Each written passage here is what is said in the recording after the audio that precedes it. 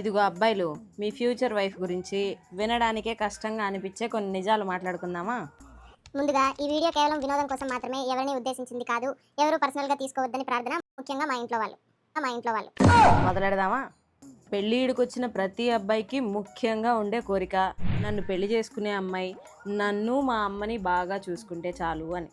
ముందు నిన్నే సరిగా చూసుకుంటుందో లేదో దిక్కులేదు, మళ్ళీ మీ అమ్మనంట. అదవదమ్మా. నెక్స్ట్, అన్నిటికన్నా అతి ముఖ్యమైన కోరిక, పిల్లల్ని బాగా చూసుకుంటే చాలు. అసలు ముందు కంటుందో లేదో కనుక్కో. పాపం ఫిజికల్గా మెంటల్గా స్ట్రెయిన్ కదా. నెక్స్ట్, అస్సలు తీరని కోరిక, అమ్మాయి రుచికరంగా వంట చేసి పెట్టాలి. అదా స్విగ్గీ జొమాటోలో పెట్టే దిక్కుమాలిన వంటలు నువ్వు తినేలా ఉంటే చాలనుకో.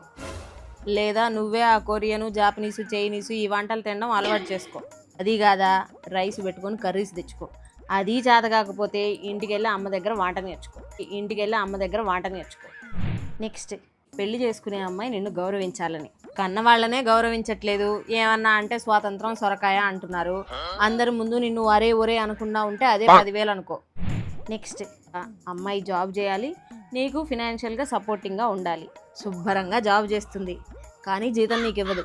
నీ జీతం కూడా అడగకుండా ఉంటే అదే నీ అదృష్టం అనుకో.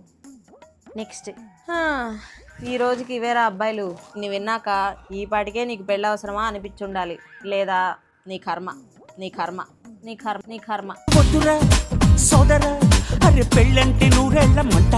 లాస్ట్ వీడియోకి చాలా మంచి రెస్పాన్స్ వచ్చింది. ఈ వీడియోని కూడా బాగా షేర్ చేస్తారనుకుంటున్నాను.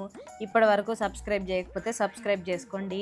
ఎవరైనా లాస్ట్ వీడియో చూడకపోతే కింద ట్యాగ్ చేస్తా, వెళ్ళి చూడండి. టాటా బాయ్ మరి.